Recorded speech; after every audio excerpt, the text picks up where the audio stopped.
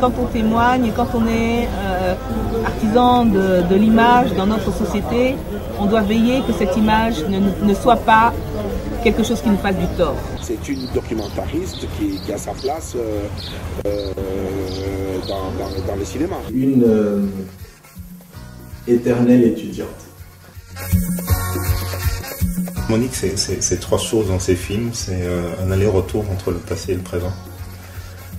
C'est cette idée de la brocante. Je suis beaucoup passionnée par les questions de mémoire. Donc quelqu'un d'impressionnant aussi, quelqu'un qui a bien les pieds sur terre, qui est une femme très joyeuse, j'allais dire, quand on la voit, qui a une belle énergie aussi. C'est quelqu'un que j'admire beaucoup. C'est aujourd'hui que je comprends que tu es un professeur de cinéma.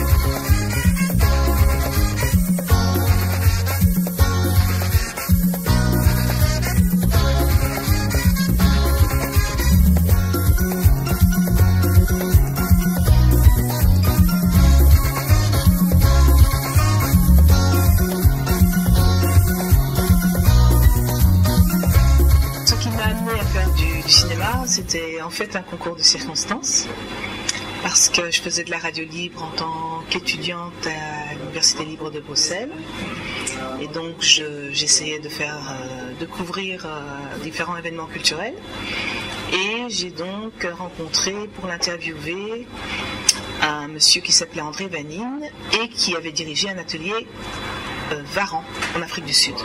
Et ce monsieur André Vanine m'a dit, écoutez, vous avez le profil pour intégrer un atelier Varan et donc vous initiez au documentaire parce que vous faites des interviews depuis longtemps. Bon, ben voilà, finalement, entre la manière de concevoir vos émissions culturelles et le fait de faire du documentaire, il y a pas mal de passerelles. Et finalement, après réflexion, je me suis dit, pourquoi pas. Et j'ai donc fait un atelier Varan. C'était en 1991. Le problème était que j'étais la seule femme au milieu des cinéastes congolais et qu'au début, ils ne m'ont pas pris du tout au sérieux. Ils se sont dit, bon, elle vient avec son petit film, surtout le film Revue en vrac, qui était vraiment, on va dire vraiment un petit film, un film fait sans grands moyens, caméra à l'épaule, 26 minutes, bon. Je pense qu'il ne faut pas vraiment pour cela leur en vouloir, mais ils m'ont mis dans le sac de tous ces cinéastes qui émergent le temps d'un film, d'un petit film, d'un quart de film, et qui disparaissent, parce qu'il y en a beaucoup dans le métier, c'est clair. Donc je crois qu'un jour, j'ai même eu mon collègue Baloufou qui m'a dit, c'était au milieu d'un festival à Lagos, il m'a regardé, il m'a dit, mais Monique, tu es encore là. Et j'ai vraiment ri intérieurement en l'écoutant, parce que je sens que, justement, petit à petit, ils se sont habitués à l'idée de se dire que je n'étais pas un courant d'air dans ce métier, j'étais quelqu'un qui était là et qui allait rester là.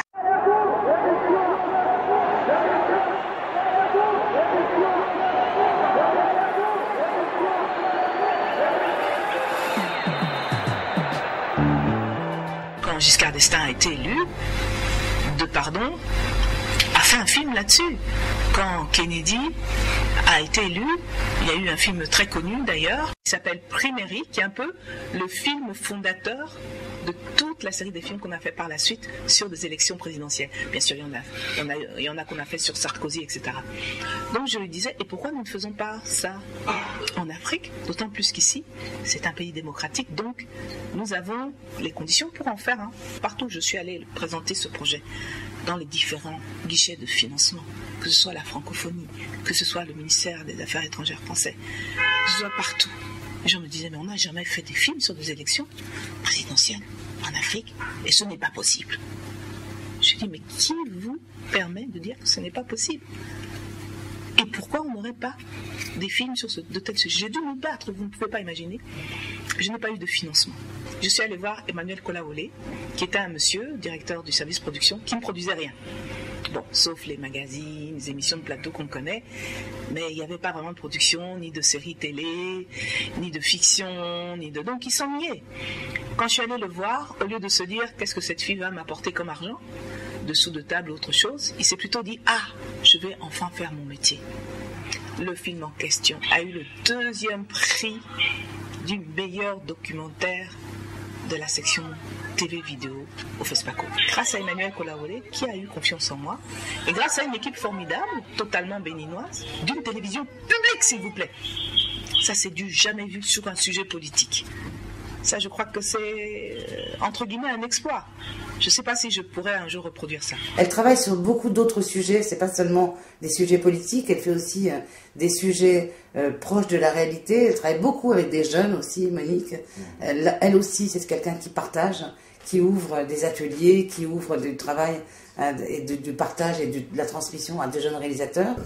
On a toujours apprécié qu'elle fasse œuvre de mémoire de la famille et puis par extension de mémoire par rapport à notre histoire de jeunes Africains nés dans les années 60 qui sortent de la colonisation et qui se posent la question de qui ils sont dans ce monde de la fin du XXe siècle.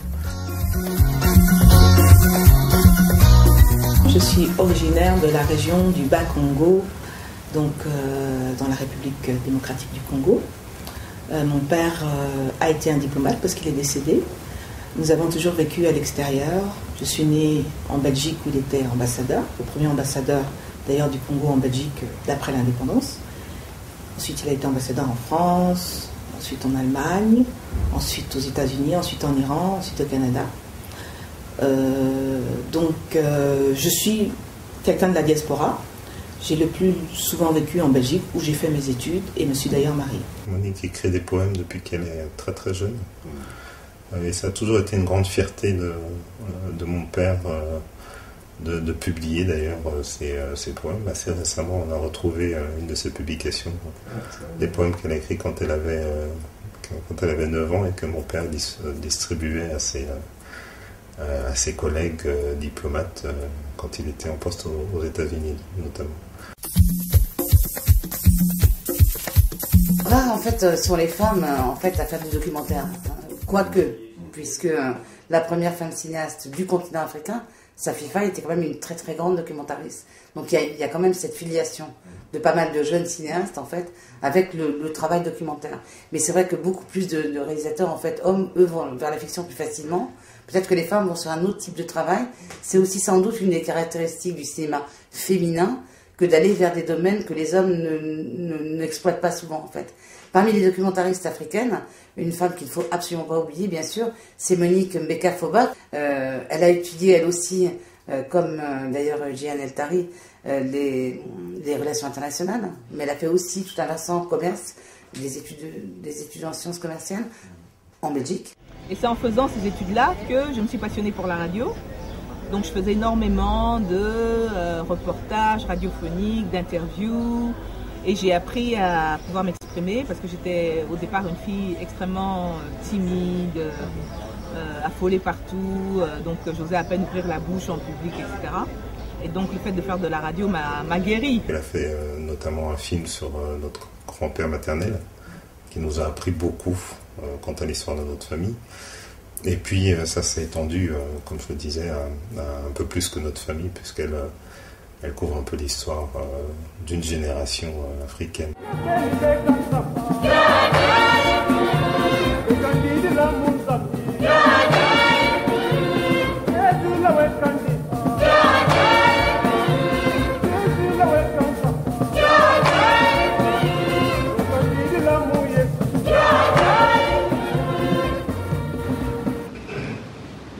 Monsieur Bernard Mabiala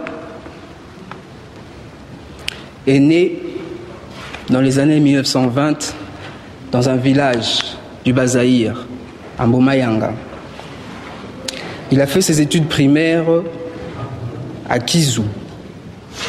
Ses études secondaires, il les a faites à Kisantou. Après avoir fini ses études secondaires, il est tout de suite passé à l'assistanat médical qu'il a fait aussi à Kisantou. Il est d'ailleurs de la 3e promotion de cette école. Il a donc fini en 1943. Le film Un rêve d'indépendance, c'est un film qui parle d'une situation qu'on a peut-être oubliée, c'est-à-dire que la Belgique, du temps colonial, n'admettait pas que les Congolais, ces colonisés, accèdent aux études supérieures. Donc le système primaire était très largement répandu, peut-être un des plus répandus de l'Afrique coloniale. Mais dès que tu passais ta dernière année de primaire, si tu voulais continuer, c'était un parcours de combattant invraisemblable. Donc c'était vraiment trié, etc. Et il y avait certains postes qui étaient accessibles après avoir fait une sorte de secondaire professionnel. Par exemple, quelqu'un comme Patrick Lumumba était un secrétaire comptable et c'était un haut niveau. Considéré au reste de la population, c'était un des niveaux maximum qu'on pouvait atteindre. Mais au-dessus de ces postes de secrétaire comptable, administratif, enfin voilà, fonctionnaire de 3e ordre, il y avait au-dessus de tout ça l'assistant médical. L'assistant médical, finalement, quand on regardait son cursus au niveau scolaire, académique, finalement, ses études étaient pratiquement des études de médecin. Mais comme le pouvoir colonial belge ne voulait pas se sentir en contradiction avec ses préceptes qu'il ne fallait pas qu'il y ait des diplômés congolais, et ils avaient fait un truc suffisamment fourni et efficace que pour que, s'il n'y a pas de médecin belge, l'assistant médical congolais le remplace, mais en même temps, on disait à l'assistant congolais, il ne faut pas croire que tu es médecin. Hein. Nous, on sait qui est médecin. Mais dans les faits, après, on a fait des études, on a fait des comparaisons, c'était des médecins. Ce qui fait que quand il y a eu la colonisation, on s'est retrouvé avec tout un pays qui, en plus, était dans une quasi-guerre civile, et dont tous les médecins officiels avaient disparu, parce que, voilà, ils étaient belges, et ils étaient tous des gens qui se sont dit, vu les événements, il faut quitter le Congo. Et alors, le gouvernement de l'époque congolais s'est adressé à l'OMS en disant, voilà, nous sommes tout un pays sans un seul médecin, parce que les Belges n'ont pas voulu en former à temps. Parce qu'il y a avant que les Belges ne parlent, il y a eu une université qui a été créée, mais seulement en 1950, je ne sais plus si c'était 54 ou 56. Donc bref, les premiers médecins n'étaient pas encore sortis de cette université. Donc ce qui s'est passé, c'est que l'OMS a fait un programme d'équivalence. Donc des assistants médicaux pouvaient aller en Europe, en France, je ne sais plus, en Belgique, et faire une équivalence de 3 ans, à la suite de quoi ils revenaient comme médecins. Alors que finalement, ils n'avaient pas besoin de ça. Ils avaient déjà les compétences. Ils ont vraiment perdu 3 ans de leur vie. Et ce truc-là était possible. On a autorisé ça pendant 3 ans. Mais au bout des 3 ans, ce n'était plus possible. Or, mon grand-père était un des plus âgés. Et il s'est dit, pourquoi je vais refaire des études, je suis déjà papa, etc. Donc, ce sont les jeunes qui doivent partir. Mais quand ces élèves, parce qu'il a été professeur d'assistants médicaux dans les écoles d'assistants médicaux, quand ces élèves sont revenus avec le titre de médecin, il s'est dit, mais ce titre-là, j'ai rêvé de ça toute ma vie. Pourquoi je n'ai pas été? Mais en fait, il est resté parce qu'il fallait qu'il y ait des assistants médicaux qui restent pour soigner les gens, vu que presque tous y sont partis. Donc le pays avait déjà très peu d'assistants médicaux, et si tout le monde partait, qui allait soigner? Donc il s'est un peu sacrifié. Et quand lui s'est dit, je veux aussi devenir médecin, et je vais faire les équivalences en 3 ans, on a dit, monsieur, c'est trop tard. Pourquoi vous n'êtes pas décidé avant? Maintenant, on a fait ça exceptionnellement, donc si vous voulez être médecin, il faut recommencer à zéro. Quand j'avais 11 ans, mon grand-père était toujours un étudiant en médecine. Donc c'est une histoire extraordinaire. Et je comptais faire le scénario de cette histoire et le confier à un réalisateur. Et je me suis à un moment donné aperçu que non, c'était à moi de faire ce film, c'était pas à quelqu'un d'autre, c'était mon histoire. C'est un film, je pense, qui dans ma vie a beaucoup compté, dans le sens où, bon, d'abord il a eu, peut-être de tous mes films, c'est le seul qui a eu un financement quasiment normal. Il s'est retrouvé coproduit par une chaîne comme Arte, ce qui fait qu'il s'est retrouvé avec des articles dans Le Monde, et il a eu des prix, je pense que ça a été mon premier prix à Vue d'Afrique. Elle est comme tout le monde, elle veut d'abord participer à l'élaboration de l'histoire congolaise, l'histoire africaine, en commençant par une histoire individuelle.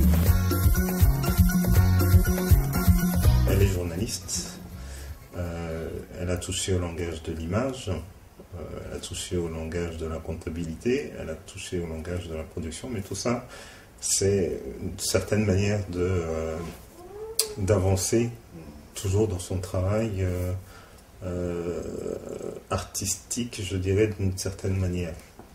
La compréhension des chiffres est importante pour un projet de cinéma. La compréhension de l'écriture de scénario est importante pour un projet de cinéma. C'est un petit peu, le cinéma, c'est c'est beaucoup de choses à la fois. Elle est très intéressée par des sujets sociologiques parce que c'est important pour le sujet de cinéma. Elle est intéressée par la musique. Donc et c'est une caractéristique de Monique, elle brocante beaucoup. Elle va chercher dans beaucoup de directions. Une personne très exigeante avec elle-même. C'est assez affolant le degré de perfection qu'elle recherche pour chacun de ses projets. Elle n'aime pas les mensonges. Elle n'aime pas les ridicules. Elle se fâche vite quand ces genres de problèmes se posent. Mais je crois que sa grande qualité, c'est le sens du pardon. Oui. Ça veut dire que vous vous disputez et le lendemain, bon, elle l'oublie et puis vous continuez votre parcours. Ça, c'est une qualité parce que la plupart, vous disputez puis c'est pour la vie. Hein. C'est en fait cette réalisatrice qui se met dans sa peau de réalisatrice, artiste qui crée, et cette même personne qui se met dans la peau des autres pour comprendre ce que vivent et ressentent les autres et tente toujours dans la mesure de ses possibilités de leur apporter son aide et même d'ouvrir des portes. Elle était venue au Centre Wallonie pour donner une formation et cette formation a abouti à notre premier contact avec le cinéma. On a fait un film documentaire Entre la coupe et l'élection.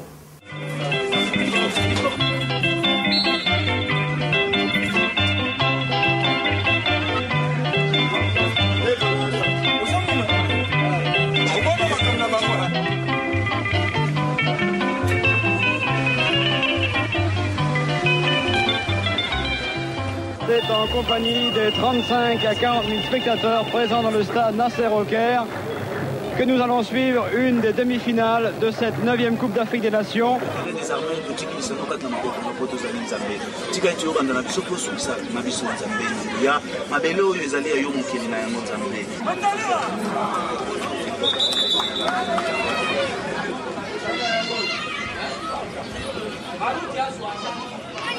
Un de ces jeunes de Kinshasa était fou de football et m'a dit mais tout le monde a oublié les anciens qui sont allés à la Coupe du Monde en 1974, qui étaient les premiers d'Afrique noire à aller en Coupe du Monde.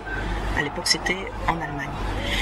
Et j'ai proposé à cet atelier de jeunes que nous fassions tous ensemble ce film collectivement pour qu'ils puissent s'initier au cinéma. Donc c'était à la fois un film de mémoire sur un des moments les plus importants de notre histoire, on va dire de notre mémoire collective congolaise, et en même temps c'était un film de formation et de transmission de mes connaissances et de mon vécu de documentariste à une nouvelle génération. Maintenant, il faut travailler à fond. Mais entre-temps, nous sommes dans 2 villes, dans 2 pays différents. Elle est au Bénin à l'époque, moi je suis au Congo. Et l'Internet est resté le seul moyen de communication. C'est quelqu'un qui reste très accro à son travail, qui est très concentré, non seulement sur son travail, mais sur les personnes avec qui elle bosse, qui sont dans son projet. Elle contrôle tout et d'une façon méticuleuse. Les anciens joueurs essaient de rencontrer des autorités, souvent pour rien. Il y a lui, il y a aussi Tembo, et puis les trois malades là. Les trois malades. Il est malade. Il y a eu aussi des polémiques non seulement avec les jeunes, mais aussi avec les footballeurs. Les footballeurs, même chose, pensent qu'on a fait fortune grâce à ce film. Or, c'est un film qui a rappelé à tous les Congolais que cette équipe est toujours là, que les gens ne sont pas tous morts. Et la première fois qu'on a montré ce film en vision, en première mondiale, c'était au Centre Wallonie Bruxelles de Kinshasa, mais la moitié de la salle était en larmes. Moi qui présentais le résultat de ce travail, j'étais quand même heureuse parce que ça n'a pas du tout été facile d'arriver au bout. Donc pour moi, c'était quand même un moment important. Il y a même un vieux papa là, qui s'appelle Nico Kabamba, qui est un grand monsieur du football congolais et qui est assez malade et qui boite d'une jambe. Il m'a dit, madame, si j'avais encore ma jambe, je me mettrais à genoux devant vous parce que vous êtes la seule à rappeler que nous sommes toujours là. La salle était en larmes. C'était un moment incroyable, incroyable, incroyable. Les gens pleuraient autour de moi. Enfin, c'était inimaginable. C'est pour ça qu'on fait ce métier.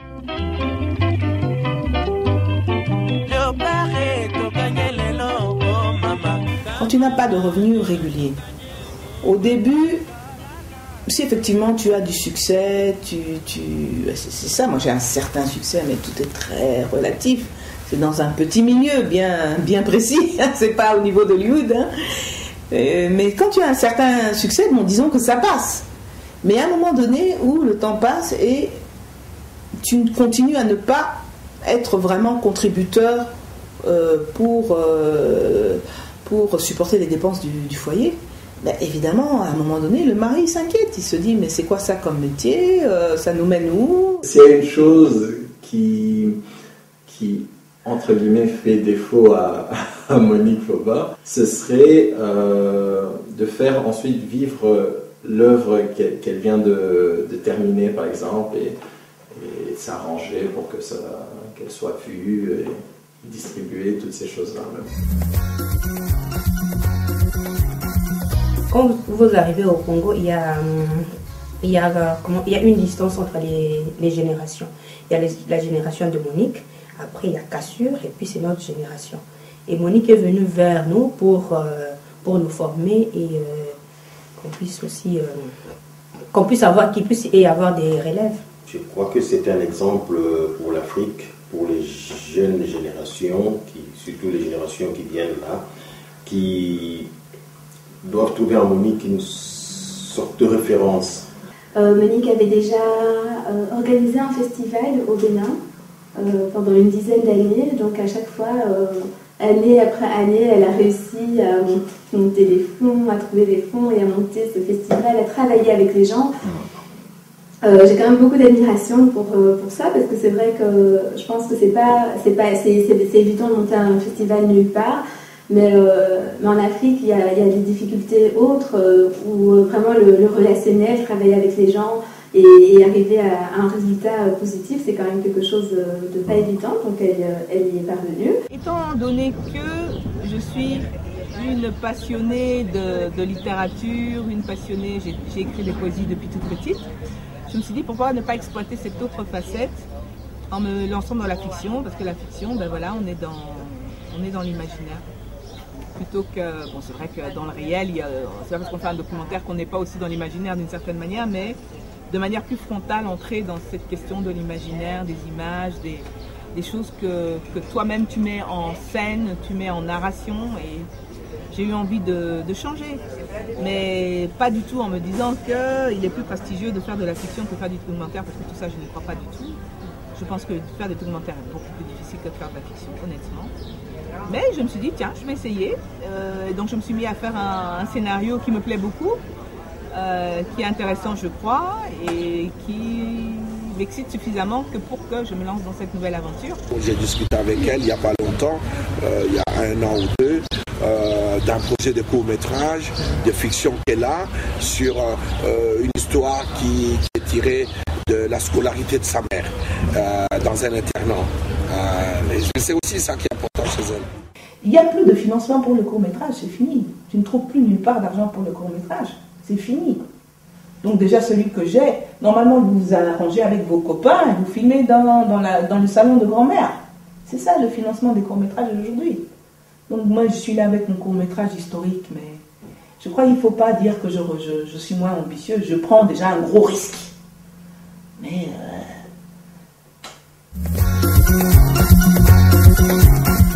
je suis du pays dont je suis du continent dont je proviens, et que déjà c'est déjà une difficulté, parce que les images qu'on attend de ce continent sont déjà quelque part préformatées. On attend certains types de sujets, on attend certains types d'images, on attend certains types de discours. Finalement, vous avez très peu de liberté, vous avez d'autant moins de liberté qu'en plus de ça, les financements sont tous pratiquement extérieurs. Je suis fier d'avoir une sœur qui a eu le courage effectivement de se confronter à pas mal d'adversités comme cinéaste, comme femme et comme femme d'origine africaine. Donc c'est 3 barrières à sauter en même temps. Le cinéma, mais c'est un métier qui est passionnant, qui est enrichissant, et je ne veux pas en avoir de l'amertume, donc raison pour laquelle D'abord, je travaille sur ces questions de recyclage en étant une formatrice, mais aussi je travaille sur d'autres talents que j'aurais, que ce soit dans l'écriture, que ce soit même dans des gestions au niveau touristique ou des choses comme ça. J'ai plein d'idées, de projets, en me disant que le cinéma, ça fait partie de mon vécu, mais mon vécu n'est pas que le cinéma. Parce que si tu t'enfermes dedans, non, tu finis vraiment d'une manière triste, et ça, je ne veux pas.